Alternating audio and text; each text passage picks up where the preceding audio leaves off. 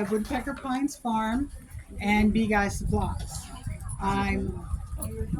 Oh God, yes, but oh, sure. Yes, you may. Don't show it to anybody. I'm here to talk to you about selling on a larger scale, eating eggs to a grocery store, as well as some balloons. When I started, I got my first 50 eggs from Zach. Yay, did he all? No idea that I was going to sell anything to the grocery store. My background is I'm a grocery store manager of 32 years, and I retired. And I was looking for something fun to do. Food is my thing. So the quail were what I got started into. We started looking at what kind of housing we would have, how that housing could expand. So looking into the future, I didn't want to have a cage in a garage that was closed in. So my husband and I went and we bought a 3-sided horse building with a roof. Oh, okay. So the one side's open. You live where? I live in Londonderry, which is south of Ohio? yes. Okay, so you know south of okay. Chillicothe, Okay. East of Chillicothe, south of Columbus. So I'm not about an hour and a half from here. So when I did that, I thought that'll give them a place to be. I'll be able to clean them. And I looked at my husband and I said, okay, now we got to build cages. So we looked at a lot of cage manufacturers and they were pricey. So I happened to be looking on Facebook Marketplace and there was a tent manufacturer in Chillicothe that had tent poles that were made out of 2x3s that they were selling for $1 a piece. Whoa. They were twisted a little bit at the top, or they just weren't right for what they wanted to do. So we went and bought 100 of them, and Brian proceeded to make quail houses out of those, ripping those boards. We made a 3-foot by 6-foot cage. I can't reach in 3 feet. No. I can't catch that bird that's just right there. Yeah. So that was one of my mistakes that I learned. But I can put a lot of birds in there. The next one we did was 2x6 because, as everybody knows, you get a hatch. You want another hatch. You need another hatch. You got a lot of hatch. Then you got a lot of eggs.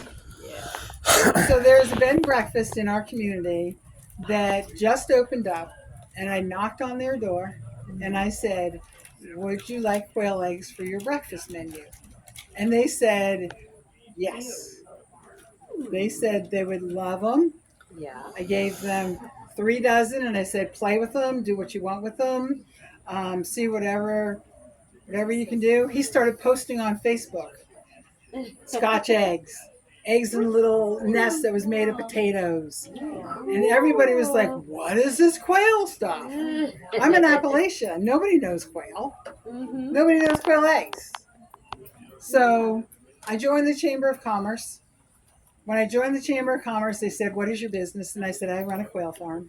I have quail eating eggs, and my husband has beekeeping supplies. And they said, we understand beekeeping supplies. We don't really understand the quail eggs.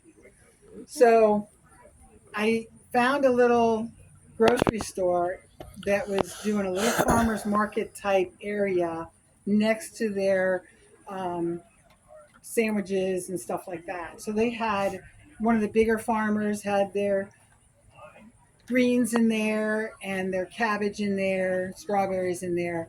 And I said, can I put my quail eggs in there? So they said yes. Now I'm like, okay, I got to find out what legally I have to do to sell these eating eggs. So I went online and I found out that I had to have an egg producer's license, which is anytime you produce eggs for people to eat, you have to be authorized to do that. The lady came out to the farm. She took a temperature of our refrigerator, made sure that was in good. She did not want to see my birds because of the avian flu. She said they're not allowed to come and to see the birds. And I said, well, you can stand right here and see them, because of the big open space in the front. So she's like, okay, I see him. She talked to me for 3 hours because I wanted to know about this and I wanted to know about that and I wanted to know about everything that there was to do with eating eggs. So I got my egg producer's license and I presented that to that little grocery store in the area. And then my husband and I were getting more quail, getting more eggs. We were like, oh my gosh, I've got to find a place for these eggs. They're eating us out of house and home. So I went into Columbus, which is an hour away from my house. And I know the Columbus market because that's where I was a grocery store manager. There's an Asian market in Columbus that I walked in the door and I asked the cashier if I could talk to the store manager. She said yes. She walked up to me and she says, hello, my name's Eileen. I was like, oh my gosh. I said, I am so sorry, but I need you to speak slower because I am the one with the issue to understand what you're saying. She laughed. She's like, okay. I said, my name is Fran Crow. I told her the whole story and I gave her a dozen eggs. And she says, I will buy some, 100 dozen. I was like, 100 dozen. I said, how about if I bring you 20? Because that's what I'll have available. And I will see how they sell. She had eggs on her shelf. They're the 18 pack from California. I looked at them. They were smaller than my eggs. I have standard birds from here. So I don't have the jumbos. They were smaller.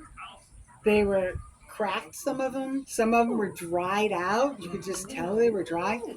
So she said, I want to do local. I want to do your eggs. So I brought her the 20 dozen. I hatched more quail because I knew